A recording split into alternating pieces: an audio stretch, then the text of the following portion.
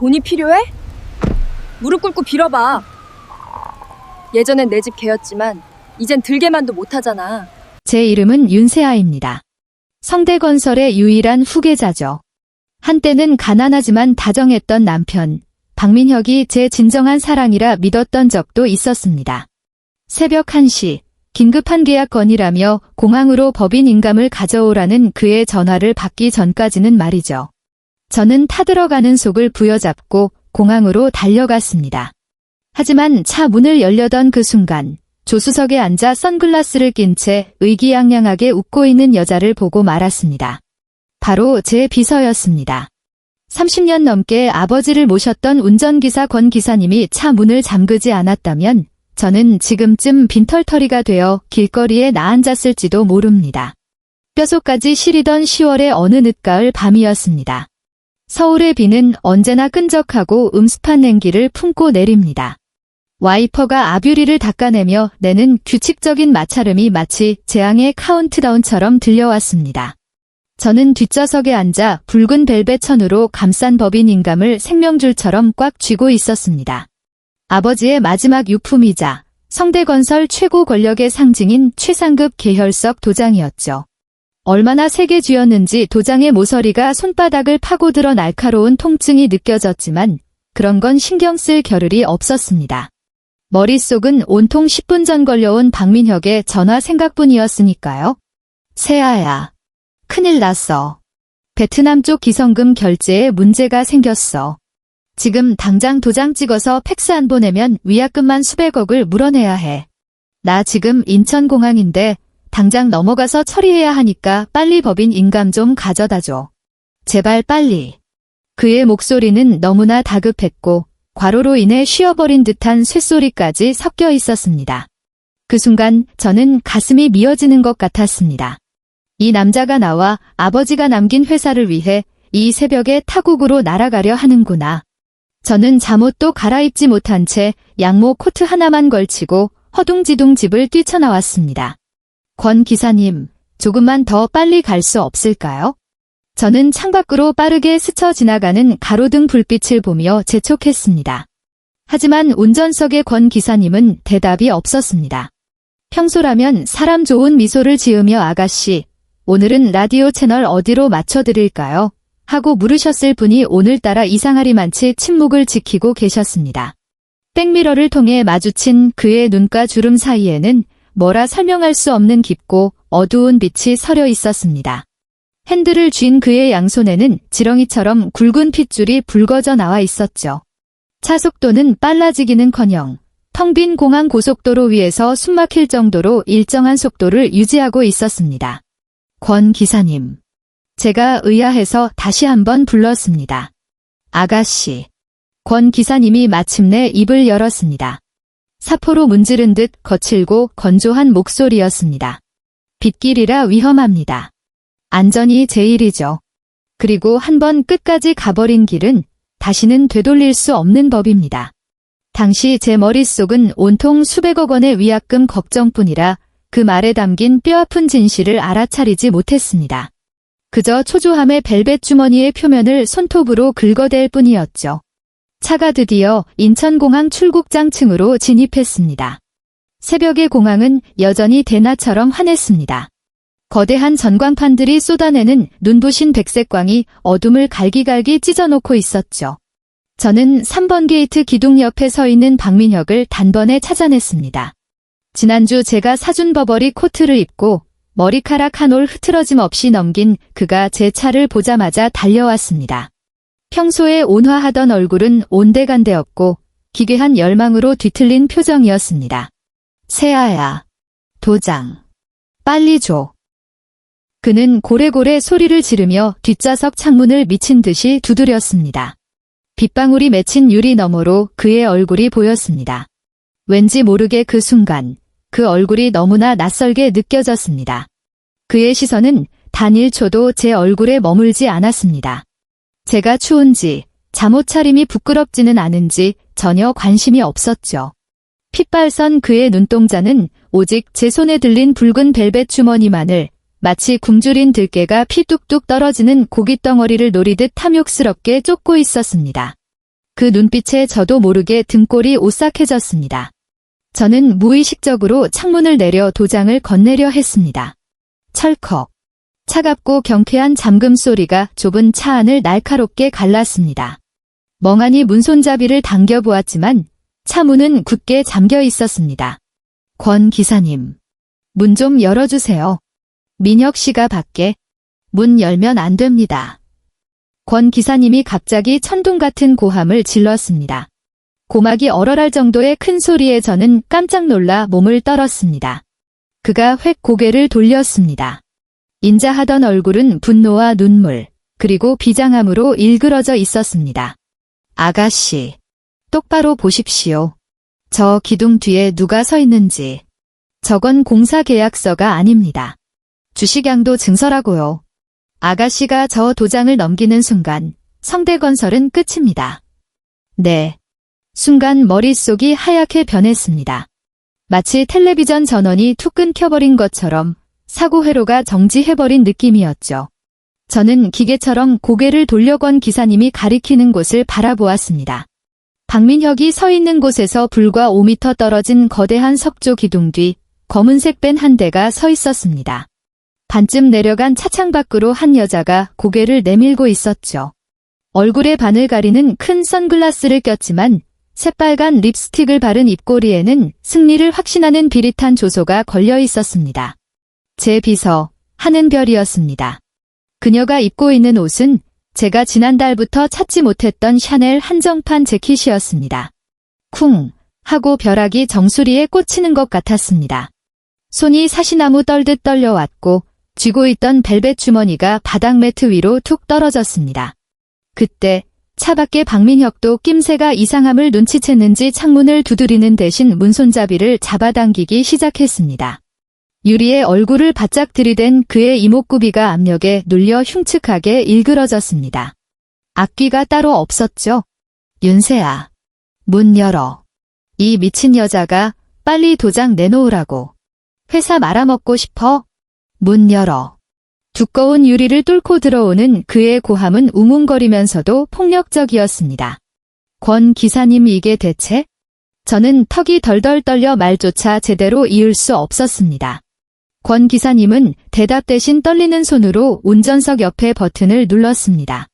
창문이 딱 2cm 정도 아주 조금 열렸습니다. 박민혁은 제가 도장을 주려는 줄 알고 틈새로 손가락을 쑤셔 넣으며 억지로 창문을 내리려 했습니다. 젠장, 진작 말을 들을 것이지. 빨리 내놔. 바로 그 순간이었습니다. 주변에 조용히 주차되어 있던 택시와 승용차들의 문이 일제히 열리더니 사복을 입은 형사 10여 명이 표범처럼 튀어나왔습니다. 꼼짝 마. 경찰이다. 박민혁.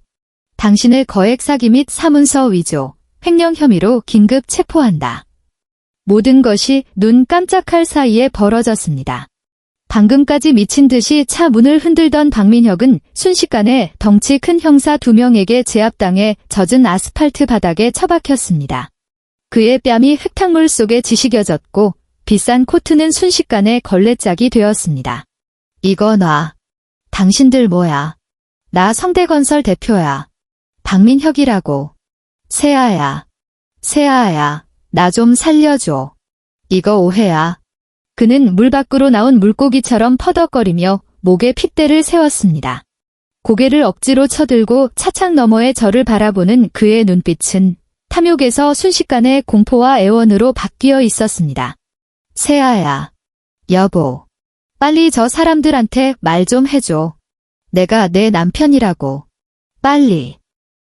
저는 차 안에 앉아 얇은 유리벽 하나를 사이에 두고 흙탕물 속에서 꿈틀거리는 그를 내려다보았습니다. 권 기사님이 뒤를 돌아보며 휴지 한 장을 건네주셨습니다. 목이 메어 잠긴 목소리였습니다. 아가씨 회장님 가실 때 저에게 신신당부하셨습니다. 아가씨를 꼭 지켜달라고요. 저 짐승 같은 놈들 이미 비행기 표까지 끊어놨습니다. 도장만 받아서 자산 빼돌리면 오늘 밤 바로 취리히로 튈 작정이었습니다. 아가씨에겐 수백억 빚더미와 감옥 갈 일만 남겨두고 말입니다. 저는 휴지를 받아들었지만 눈물을 닦지는 않았습니다. 이상하게도 눈물이 단 한 방울도 나오지 않았거든요. 몸은 얼음장처럼 차가운데 가슴 속에서는 저를 집어삼킬 듯한 거대한 불길이 타오르고 있었습니다. 저는 천천히 허리를 굽혀 바닥에 떨어진 도장 주머니를 집어 들었습니다. 묻은 먼지를 탁탁 털어내고 다시 꽉 쥐었습니다. 손바닥을 찌르는 통증이 이번에는 정신을 번쩍 들게 했습니다. 서울 강남경찰서 조사실의 공기는 역겨울 만큼 탁했습니다. 찌든 담배 냄새, 싸구려 방향제 냄새, 그리고 거짓말의 냄새가 뒤섞여 있었죠. 저는 매직미러 뒤편에 앉아 취조실 안의 박민혁을 지켜보았습니다. 불과 1시간 만에 그는 10년은 늙어 보였습니다. 헝클어진 머리카락은 이마에 달라붙어 있었고 흙탕물이 말라붙은 코트는 볼품없기 짝이 없었죠. 사건을 담당한 강 형사님이 두툼한 서류 뭉치를 제 앞으로 밀었습니다. 윤세아 씨, 이건 박민혁의 개인 컴퓨터와 클라우드에서 복구한 데이터입니다. 마음 단단히 드셔야 할 겁니다. 강 형사님의 목소리에는 연민이 묻어 있었습니다. 저는 첫 장을 넘겼습니다. 소름 끼치도록 상세한 자산 빼돌리기 계획서였습니다.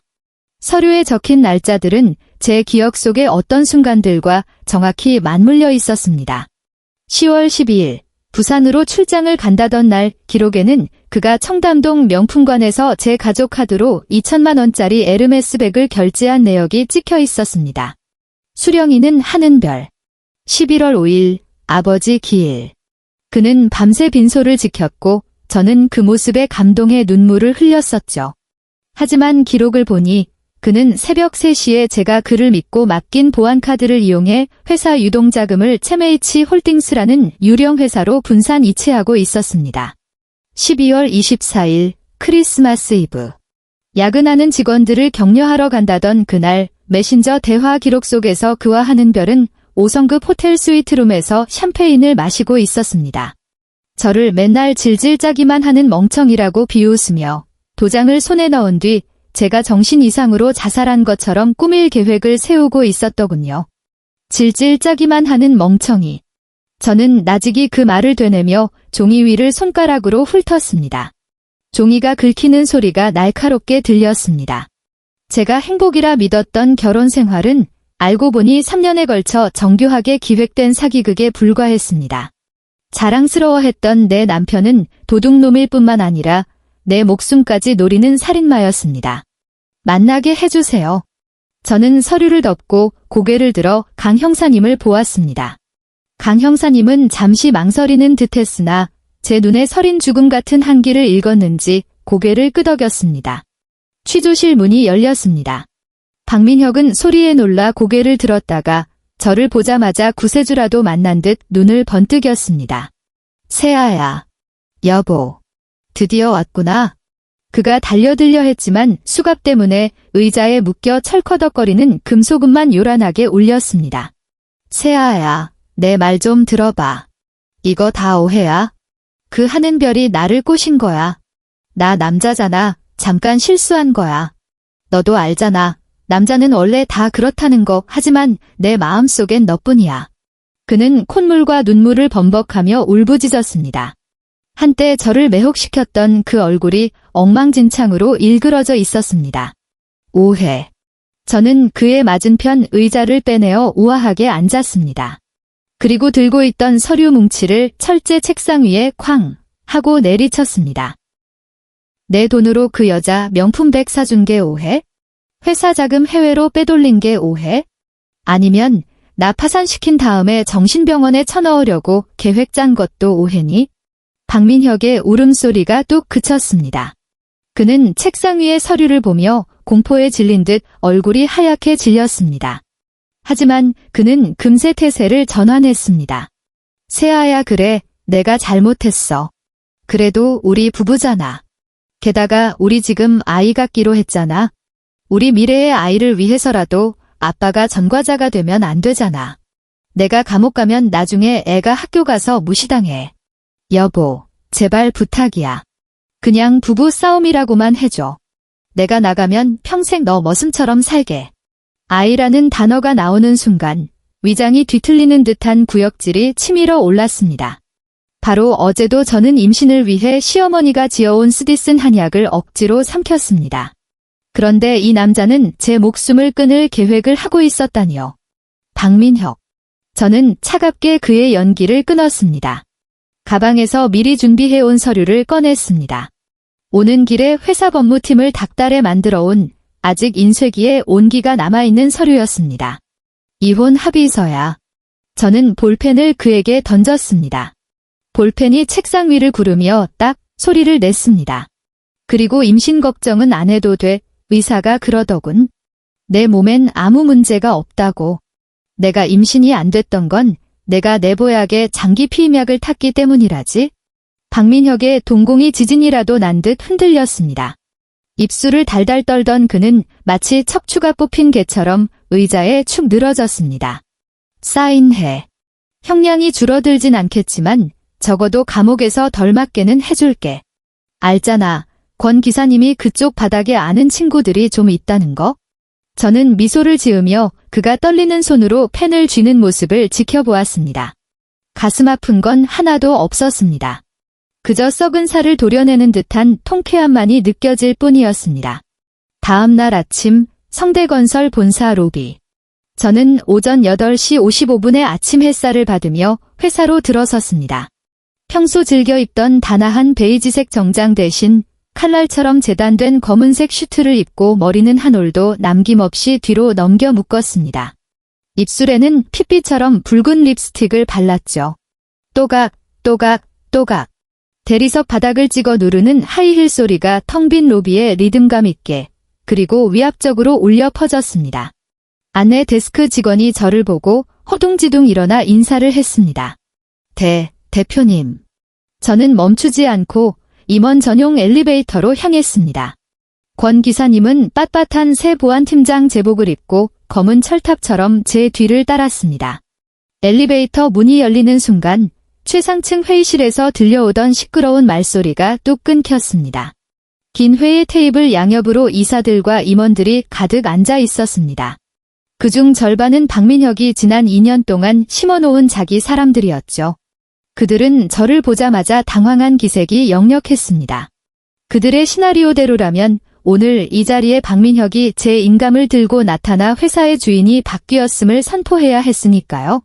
저는 상석으로 걸어가 앉지 않고 붉은 벨벳 주머니를 테이블 위에 쾅 소리가 나게 내려놓았습니다. 그 묵직한 소리에 몇몇 임원의 어깨가 움찔했습니다. 박민혁은 중대경제범죄 혐의로 현재 구속 수사 중입니다. 저는 자중을 둘러보았습니다. 제 시선이 칼날처럼 그들의 얼굴을 하나하나 훑고 지나갔습니다. 지금부터 내부 청소를 시작하겠습니다.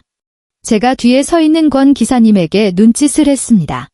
권 기사님은 즉시 해고 통지서 뭉치를 박민혁의 측근들 앞에 정확하게 배달했습니다. 재무팀 김 부장, 분식 회계, 인사팀 이 실장, 채용 비리, 그리고 사업팀 정 차장 보안 요원 손에 끌려나가시겠습니까? 아니면 제 발로 걸어나가시겠습니까? 윤세아, 이래도 되는 거야? 대머리가 벗겨진 김 부장이 책상을 치며 벌떡 일어났습니다. 얼굴이 불그락푸르락해서 소리를 질렀습니다. 나 창립 멤버야. 박 대표도 없는데 여자가 경영에 대해 뭘 안다고 이래라 저래라야. 우린 박 대표 돌아올 때까지 기다릴 거야. 창립 멤버요? 저는 코웃음을 치며 파일에서 사진 한 장을 꺼내 그의 얼굴에 던졌습니다. 사진 속에는 그와 하는별이 카지노에서 칩을 쌓아두고 환호하는 모습이 찍혀 있었습니다. 회사 공금 들고 마카오 가서 도박하는 창립 멤버도 있나요? 김 부장님, 횡령액 5억 넘으면 5년 이상 징역인 거 아시죠? 지금 짐 싸서 나가실래요? 아니면 박민혁이랑 같이 콩밥 드시러 가실래요? 김 부장의 얼굴이 순식간에 흑빛으로 변했습니다. 입술만 뻐끔거리던 그는 결국 아무 말도 못한 채 옷을 챙겨 쥐새끼처럼 회의실을 빠져나갔습니다. 그걸 본 나머지 사람들은 쥐 죽은 듯 조용해졌습니다. 숨소리조차 들리지 않았죠. 회의실 분위기가 완전히 제압되고 제가 상황을 정리하려던 찰나였습니다. 갑자기 아래층에서 찢어지는 듯한 곡소리가 들려왔습니다. 두꺼운 방음 유리를 뚫고 들어올 정도였죠. 곧이어 회의실 문이 거칠게 열렸습니다. 윤세아, 이 독한 년. 내 아들 내놔라. 아이고, 세상에. 내가 못 산다, 못 살아. 형형색색의 요란한 등산복을 입은 노인 2명이 포탄처럼 굴러 들어오더니 회의실 카페2 바닥에 대자로 뻗어 통곡하기 시작했습니다.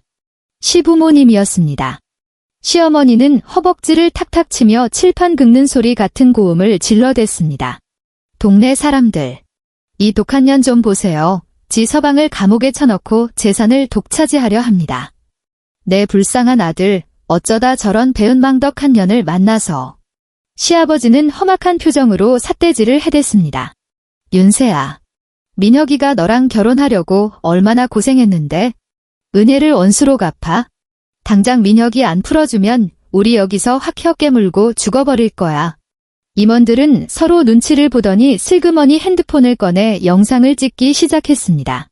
문 밖에는 직원들이 구름대처럼 몰려들어 웅성거리고 있었죠. 세상에, 대표님 시어머니야? 박 대표 구속된 게 진짜였어? 집안 꼴 잘 돌아간다. 회사 망하는 거 아니야? 익숙하고도 숨막히는 수치심이 다시 저를 감싸려 했습니다. 예전에 저라면 당황해서 그들을 일으켜 세우고 제발 이러지 마시라고 빌었을 겁니다.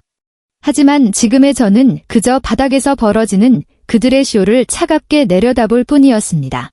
가짜 눈물로 일그러진 시어머니의 얼굴을 보며 지난 3년 동안 저를 달 낳지 못하는 닭이라 부르며 모욕하고 식모 부리듯 속옷 빨래까지 시켰던 기억들이 스쳐 지나갔습니다. 저는 천천히 시어머니 앞으로 걸어갔습니다. 시어머니는 제가 겁먹은 줄 알고 목청을 더 높이며 제 발목을 잡으려 했습니다. 저는 한 걸음 뒤로 물러나 그 더러운 손을 피했습니다. 그리고 주머니에서 휴대폰을 꺼내 회의실 대형 스크린에 연결했습니다. 아버님, 어머님께서 그렇게 억울해하시니 어디 다 같이 한번 보시죠. 두 분이 그렇게 자랑스러워하시는 아드님이 뒤에서 무슨 짓을 하고 다녔는지. 제 손가락이 재생 버튼 위에서 잠시 멈칫했다가 이내 화면을 눌렀습니다. 스크린이 밝아졌습니다. 그것은 거실에 설치해둔 홈 CCTV 영상이었습니다. 영상 속 배경은 지금 시부모님이 살고 있는 바로 그 집, 거실이었습니다. 박민혁은 한은별을 껴안고 소파에 앉아 있었습니다. 스피커를 통해 두 사람의 목소리가 적나라하게 흘러나왔습니다. 자기야, 그 칙칙한 아줌마 언제 죽어? 나 빨리 그 큰 저택으로 이사가고 싶단 말이야. 한은별의 목소리였습니다. 이어 박민혁의 목소리가 들렸습니다. 고지야. 도장만 손에 넣으면 바로 쫓아낼 거야. 그럼 우리 부모님도 모셔오고 자기가 떡두꺼비 같은 손주도 낳아주고 우리 가족끼리 아주 행복하게 사는 거지? 곧이어 영상 속 배경에서 시어머니가 과일 접시를 들고 나오는 모습이 보였습니다. 그녀는 세상 다정하게 웃으며 말하고 있었습니다. 아이고, 우리 은별이는 어쩜 이렇게 싹싹할까? 맨날 상갓집 개처럼 우중충한 윤세아랑은 차원이 다르네. 민혁아, 일 처리 좀 빨리 해라. 어미는 손주 보고 싶어서 현기증 난다. 회의실 안에는 숨소리조차 들리지 않는 죽음 같은 정적이 흘렀습니다. 모든 사람의 시선이 바닥에 널브러진 두 노인에게 꽂혔습니다. 방금 전까지만 해도 세상이 떠나가라 통곡하던 시어머니는 목이 졸린 오리처럼 입만 쩍 벌린 채 아무런 소리도 내지 못했습니다. 불그락푸르락했던 얼굴은 순식간에 핏기가 빠져나가 창백해졌고 눈동자는 공포와 쪽팔림으로 심하게 흔들렸습니다. 저는 그들을 싸늘하게 내려다보며 입꼬리를 비틀어 올렸습니다. 어머니, 이 영상은 이미 주요 언론사에 다 보냈습니다. 그리고 방금 두 분이 보여주신 그 훌륭한 연기도 보안팀에서 전부 녹화했고요. 대중들이 며느리를 살해 모의한 시댁 식구들을 동정할까요? 아니면 감방에서 썩어가는 꼴을 보고 싶어 할까요? 저는 미련 없이 몸을 돌려 대기하고 있던 보안 요원들에게 손짓했습니다. 제가 가족이라 인정하고 싶지 않은 이 두 분, 밖으로 모시세요. 보안 요원들이 우르르 달려들어 다리가 풀린 시부모를 양쪽에서 붙잡아 끌어냈습니다.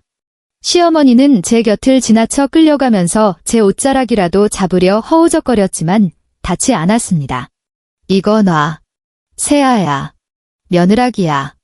역겨운 고성방가는 엘리베이터 문이 닫히는 소리와 함께 완전히 차단되었습니다. 회의실에는 다시금 무거운 침묵만이 감돌았습니다. 공기 중에는 시어머니의 싸구려 향수 냄새와 대머리 김 부장이 흘리고 간 기름진 땀 냄새가 희미하게 남아 있었습니다. 저는 제자리에 서서 제 옷자락을 내려다보았습니다. 방금 시어머니가 끌려가며 죽기 살기로 핥히는 바람에 생긴 주름이 마치 흉터처럼 남아 있었습니다. 저는 손을 뻗어 쓱쓱 소리가 나도록 그 주름을 힘주어 펴냈습니다. 구겨진 천이 다시 팽팽해지고 마찰로 인해 손끝이 뜨거워질 때까지 문지른 뒤에야 저는 깊은 숨을 토해낼 수 있었습니다. 하지만 이건 시작에 불과했습니다. 저는 박민혁을 너무나 잘 알고 있었습니다.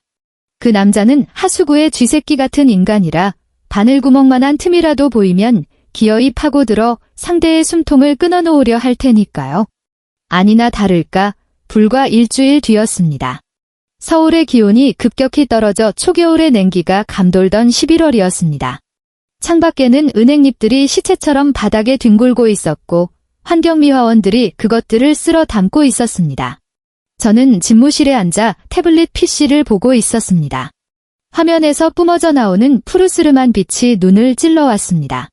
화면 속에는 요즘 가장 화제가 된다는 폭로 전문 유튜버의 라이브 방송이 재생되고 있었습니다. 자극적인 썸네일 위로 붉은색 자막이 큼지막하게 박혀 있었습니다. 독점. 성대건설 여성 후계자의 민낯, 남편을 정신병자로 몰고 재산을 독식한 악녀. 영상 속 박민혁은 휠체어에 앉아 있었습니다. 환자복을 입고 재벌들이 검찰 출두할 때나 쓴다는 그 목 보호대를 한 채 가증스러울 정도로 초췌한 표정을 짓고 있었습니다. 안녕하십니까? 박민혁입니다. 그는 금방이라도 숨이 넘어갈 듯한 목소리로 카메라를 향해 읍소했습니다. 재무적인 실수가 있었던 건 인정합니다. 하지만 그건 전부 회사의 구멍난 재정을 메우기 위한 것이었습니다. 그런데 제 아내 윤세아는 장인어른의 유산을 혼자 차지하려고 증거를 조작했습니다. 심지어 제가 과로로 쓰러져 있는 동안 저를 감옥에 보내버렸습니다.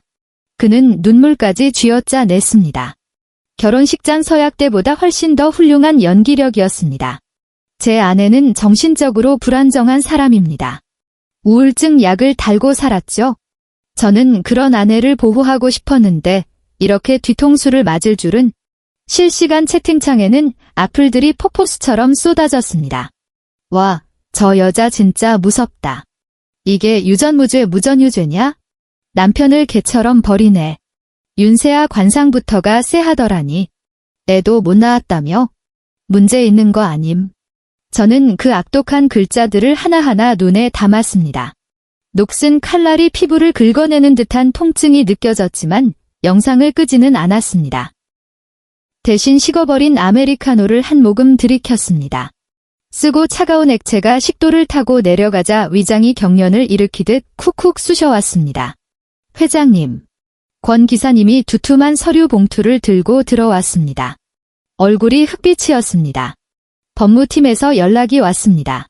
박민혁이 보석을 신청했답니다. 심각한 공황장애와 심장질환이 이유라는데 여론이 시끄러워서인지 법원에서 허가를 해줬답니다. 허가요. 제가 커피잔을 내려놓자 받침과 부딪히며 챙 하고 날카로운 소리가 났습니다. 네, 지금 강남 성모병원 VIP 병실에 입원해 있습니다. 병실 앞은 기자들로 인산이 내고요. 권 기사님은 주먹을 얼마나 세게 쥐었는지 관절에서 우두둑 소리가 났습니다. 아가씨, 제가 사람을 써서라도 손을 좀 봐줄까요? 아니요. 저는 자리에서 일어나 거대한 통유리창 앞으로 걸어갔습니다. 발 아래로 개미떼처럼 움직이는 차량 행렬을 내려다보며 입가에 잔인한 미소를 머금었습니다. 나오라고 하세요? 놈이 자기가 이겼다고 착각하게 둬야 해요. 가장 높은 곳까지 기어 올라갔다고 믿는 순간 떨어뜨려야 뼈도 못 추리게 박살이 날 테니까요. 저는 뒤를 돌아 권 기사님에게서 서류를 건네받았습니다. 권 기사님, MH홀딩스 뒤에 있는 그 대부업체 사장 좀 연결해 주세요. 박민혁의 모든 빚을 제가 사겠다고 전하세요. 박민혁은 자신이 해외에 세운 그 유령 회사가 안전한 피난처라고 믿고 있을 겁니다. 성대건설에서 횡령한 수백억 원을 고수익이 보장된다는 해외 파생상품 펀드에 몰빵했을 테니까요.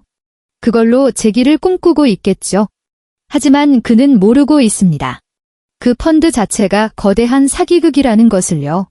그리고 이제 제가 그 거품을 터뜨릴 차례였습니다. 3일 뒤, 깊은 밤. 명동 지하 깊숙한 곳에 자리한 은밀한 사설 클럽의 룸. 제 맞은편에는 목에 굵은 금목걸이를 건 험상궂은 인상의 남자가 앉아 있었습니다. 서울 사채시장의 큰손, 일명 도깨비 장 사장이었습니다. 윤 대표님, 진짜입니까? 장 사장은 독한 시가 연기를 뿜어내며 실눈을 뜨고 저를 훑어봤습니다. 박민혁이 우리한테 빌린 돈이 원금 이자 합쳐서 300억입니다. 그놈이 지금 맛이 갔다고는 해도 그놈 명의로 된 유령 회사에 자산이 꽤 있을 텐데 그 자산 이제 휴지 조각입니다. 저는 어젯밤갓 입수한 국제금융보고서를 테이블 위에 던졌습니다. 그가 투자한 베트남 리조트 사업 자금 세탁 혐의로 현지 정부에 압류당했습니다. MH홀딩스는 지금 거대한 빚더미 그 자체예요. 장 사장의 안색이 순식간에 변했습니다. 그는 보고서를 낚아채듯 가져가 빠르게 넘겨보더니 시가를 낀 손가락을 떨기 시작했습니다. 이런 개자식이 나한테는 무조건 남는 장사라고 사기를 쳐? 장 사장님. 저는 그의 욕설을 자르고 가방에서 수표 한 장을 꺼내 밀었습니다. 50억입니다. 박민혁의 모든 채권을 제가 삽니다. 나머지 손실은 제가 떠안죠. 단, 채권량도 증서의 날짜는 오늘 이전으로 해주셔야 합니다. 장 사장은 수표와 저를 번갈아 보았습니다. 윤 대표님, 대체 뭘 위해서 이러시는 겁니까? 이건 밑 빠진 독에 물 붓기인데. 저는 위스키 잔을 가볍게 흔들었습니다. 얼음이 부딪히며 달그락거리는 맑은 소리가 났습니다. 제가 원하는 건 돈이 아니라 그 사람이 사는 게 죽는 것보다 고통스러워지는 거니까요. 보석으로 풀려난 첫 주, 박민혁은 꽤나 살만했을 겁니다. 피해자 코스프레 덕분에 아무것도 모르는 대중의 동정을 샀고 눈치 없는 소액주주 몇몇이 그에게 접근해 다음 주주총회에서 반란을 일으키자고 부추기기도 했으니까요. 눈발이 날리던 그 주 금요일 오후였습니다. 박민혁은 렌트한 고급 아파트에서 질 나쁜 친구들을 불러다 놓고 와인 파티를 벌이고 있었습니다. 자신의 부활을 자축하고 있었겠죠? 저는 변호사, 그리고 저승사자처럼 검은 정장을 입은 법무팀 직원 4명을 대동하고 그의 집 초인종을 눌렀습니다. 문이 열렸습니다. 샤워 가운을 걸친 박민혁이 와인잔을 든 채 서 있었습니다. 저를 보더니 잠시 멈칫하더니 이내 그 역겨운 기름진 미소를 지어 보였습니다. 어라, 이게 누구야? 내 전처 아니신가? 왜, 이제야 정신이 좀 들어? 다시 합치자고 빌러왔어. 아니면 내가 얼마나 잘 사는지 구경하러 왔나? 그의 뒤에 있던 남자들이 낄낄거리며 웃어댔습니다. 저는 대꾸도 없이 거실로 성큼성큼 걸어 들어갔습니다. 값비싼 카페트 위로 하이힐이 소리 없이 파고들었습니다. 집 안은 온통 명품 가구와 장식품으로 도배되어 있었고 고급 향초 냄새가 진동했습니다. 전부 내 돈, 성대건설의 피 같은 돈으로 산 것들이었습니다. 박민혁. 저는 뒤를 돌아 그를 쏘아보았습니다. 집 비워. 뭐? 집을 비워. 박민혁이 과장되게 웃음을 터뜨렸습니다. 윤세아, 너 돌았냐? 이 집 내 명의로 렌트한 거야. 내가 무슨 상관인데? 제 뒤에 있던 변호사가 앞으로 나서며 서류 가방에서 문서를 꺼내 그의 눈앞에 펼쳐 보였습니다. 박민혁 씨 귀하 명의의 MH홀딩스는 이미 자본 잠식 상태이며 윤세아 대표님께서 해당 회사의 모든 채권을 인수하셨습니다. 대출 약정서의 연대 보증 조항에 따라 이 아파트의 보증금, 귀하의 스포츠카, 심지어 지금 차고 있는 그 시계까지 모든 자산은 빚을 갚는 데 압류됩니다. 박민혁의 얼굴에서 웃음기가 사라졌습니다. 마치 싸구려 가면이 쩍하고 갈라지는 것 같았습니다. 뭐라고? 채권이라니. 그 회사는 분명히 베트남 사업 터졌어. 저는 날씨 이야기를 하듯 덤덤하게 말했습니다. 원금 300억의 사채 이자까지. 박민혁, 넌 이제 빈털터리가 아니라 빚만 400억인 신용불량자야. 말도 안 돼. 거짓말이야. 박민혁이 미친 사람처럼 달려들어 변호사의 서류를 뺏으려 했습니다. 그 순간 권 기사님이 번개처럼 나타나 한 손으로 그를 제 앞에 거실 테이블 위로 짓눌렀습니다. 와장창. 테이블 위에 있던 고급 와인병이 깨지며 붉은 액체가 사방으로 튀었습니다.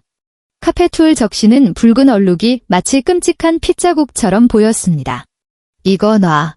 윤세아. 이 악마 같은 년. 날 함정에 빠뜨려.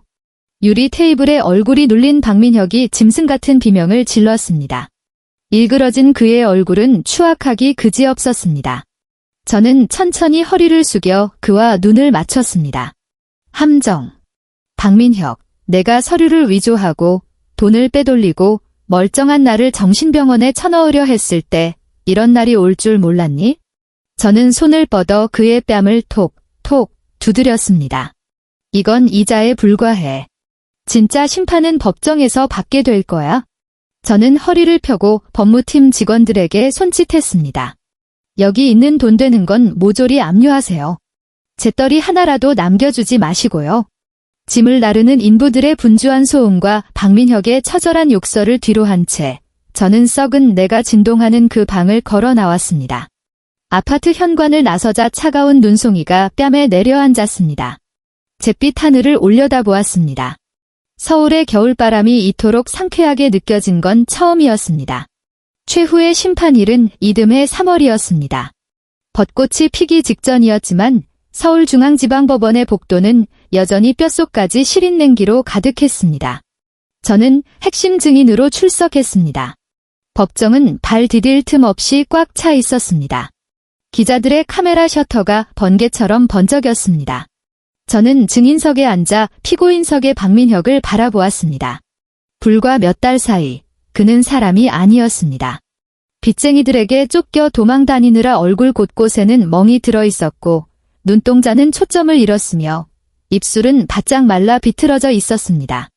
그 옆에는 공범으로 기소된 한은별이 앉아 있었습니다. 그녀는 머리를 짧게 자르고 칙칙한 수의를 입고 있었습니다. 공항 차 안에서 보여주었던 그 오만함은 온데간데 없었죠. 그녀는 내내 고개를 숙인 채 사시나무 떨듯 떨고 있었습니다. 저와 눈을 마주칠 용기조차 없어 보였습니다. 재판장이 의사봉을 두드렸습니다. 증인 윤세아, 사실을 진술하십시오.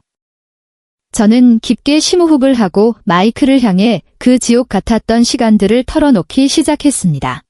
제 목소리는 크지 않았지만 고요한 법정 안구석구석까지 명료하게 울려 퍼졌습니다.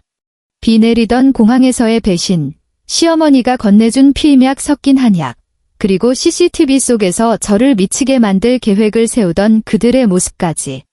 제가 한마디 한마디 뱉을 때마다 방청석에서는 탄식과 경악의 숨소리가 터져나왔습니다. 박민혁의 변호사가 마지막 발악을 했습니다. 이에 있습니다. 증인은 지금 감정에 호소하고 있습니다. 물적 증거가 필요합니다. 증거요. 저는 고개를 돌려 내내 고개를 받고 있던 여자를 바라보았습니다. 한은별 씨, 할 말 있죠? 한은별이 고개를 번쩍 들었습니다. 저를 한 번 보고 옆에서 공포에 질린 표정을 짓고 있는 박민혁을 보았습니다. 그녀의 눈에는 원독이 서려 있었습니다. 철저히 이용당하고 버려진 자의 도끼였습니다. 체포된 직후 박민혁은 살기 위해 모든 죄를 한은별에게 뒤집어 씌웠습니다. 그녀가 자신을 유혹했고 서류 위조도 그녀가 주도했다고 거짓 진술을 했던 겁니다. 재판장님. 한은별이 벌떡 일어났습니다. 찢어질 듯 날카로운 목소리였습니다. 증거 있습니다. 박민혁이 저한테 서류 위조 지시한 녹음 파일, 그리고 회계사 매수해서 작성한 이중 장부. 다 제가 가지고 있습니다. 이 미친 여자가. 닥쳐. 박민혁이 짐승처럼 포효하며 그녀에게 달려들려 했지만 교도관들이 그를 거칠게 제압했습니다. 내가 그랬잖아. 돈만 챙기면 스위스로 가자고. 근데 뭐. 일이 틀어지니까 나한테 다 뒤집었어요. 한은별은 울부짖으며 주머니에서 USB 하나를 꺼내 높이 치켜들었습니다. 여기 다 들어있어. 이 개자식, 내가 다 까발릴 거야. 법정은 순식간에 아수라장이 되었습니다. 서로의 목덜미를 물어뜯는 그 추잡한 개싸움을 보며 저는 무표정하게 옷깃을 정리했습니다. 이게 바로 제가 원하던 그림이었습니다. 한때 불륜을 저지르며 저를 비웃던 두 남녀가 살기 위해 서로를 물어뜯는 꼴만큼 통쾌한 복수는 없었으니까요. 마침내 선고의 순간 시간은 멈춘 듯 했습니다. 피고인 박민혁, 횡령, 배임, 특정경제범죄 가중처벌 등에 관한 법률 위반, 사문서 위조 1을 모두 병합하여 징역 15년에 처한다. 15년? 판사의 입에서 형량이 떨어지는 순간 박민혁은 척추가 뽑힌 사람처럼 바닥으로 허물어졌습니다. 울지도 소리 지르지도 못한 채 멍하니 천장만 바라보며 중얼거렸습니다. 끝났다, 다 끝났어. 이어 판결 확정을 알리는 의사봉 소리가 묵직하게 울렸습니다. 탕, 탕, 이탕. 그 소리는 박민혁의 남은 희망을 박살냄과 동시에 지난 3년간 저를 가두었던 악몽의 감옥을 깨부수는 소리였습니다. 저는 자리에서 일어났습니다. 그를 한 번도 돌아보지 않고 법정 출구로 향했습니다. 등 뒤에서 박민혁의 처절한 비명이 들려왔습니다. 세아야, 세아야, 내가 잘못했어. 나 좀 봐줘. 나 내 남편이잖아. 저는 뒤돌아보지 않았습니다. 육중한 문을 밀고 나가자 수많은 카메라 플래시가 터졌습니다. 눈부신 백색의 빛이 마치 새로운 세상으로 이어지는 터널처럼 제 앞을 비추었습니다. 2년 후 성대건설 본사 최상층 회장 집무실. 거대한 통유리창 밖으로 서울의 찬란한 야경이 펼쳐져 있었습니다. 한강은 검은 도시를 가로지르는 황금색 허리띠처럼 유유히 흐르고 있었고 멀리 남산타워는 오늘 공기가 맑음을 알리는 푸른 빛을 뿜어내고 있었습니다. 저는 창가에 서서 와인잔을 든 채 유리에 비친 제 모습을 바라보았습니다. 단발로 자른 머리는 깔끔했고 눈빛은 날카로웠습니다.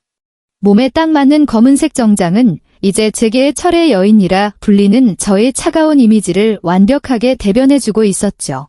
지난 2년, 저는 미친 사람처럼 일만 했습니다. 썩은 부분을 도려내고 조직을 개편하고 해외 시장을 뚫었습니다. 성대건설의 주가는 3배나 뛰었고 여자라고 무시하던 꼰대 임원들은 이제 제 그림자만 봐도 90도로 허리를 숙입니다. 회장님. 노크 소리와 함께 권 기사님이 들어왔습니다. 이제는 보안총괄 상무가 된 그는 빳빳한 제복에 사원증을 걸고 있었습니다. 흰머리는 늘었지만 눈빛만은 그 어느 때보다 형형했습니다. 늦었는데 퇴근 안 하십니까? 그의 목소리에는 여전히 아버지 같은 따스함이 묻어 있었습니다. 이 보고서만 보고 가려고요? 제가 뒤를 돌아 그에게 미소 지었습니다.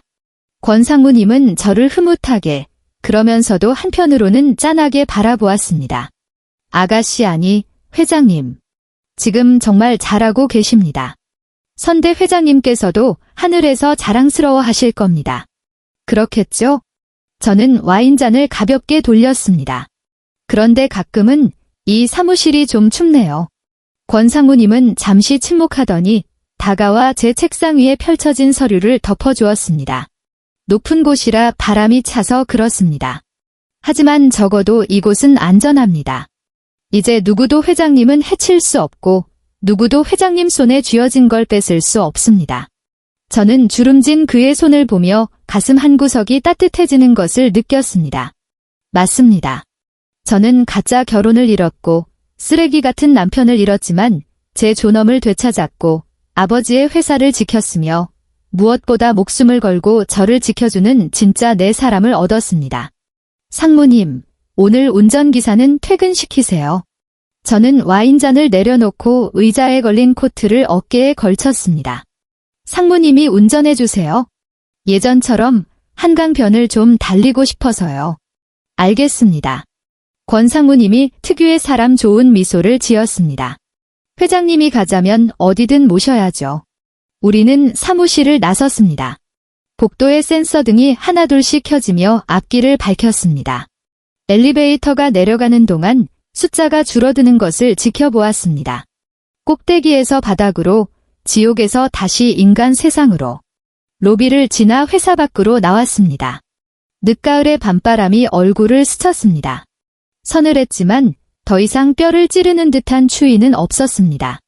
저는 자유의 냄새가 섞인 공기를 깊이 들이마셨습니다. 거리는 여전히 차들로 붐비고 사람들은 각자의 삶을 위해 바쁘게 움직이고 있었습니다. 그 무수한 불빛 속에서 저는 압니다. 윤세아라는 인간의 진짜 삶은 이제 막 시작되었다는 것을요. 저는 발을 내디뎠습니다. 단단한 아스팔트 위로 하이힐 굽이 부딪히며 경쾌하고 맑은 소리를 냈습니다. 또각, 또각, 또각. 그 발걸음에는 한치의 망설임도 없었습니다.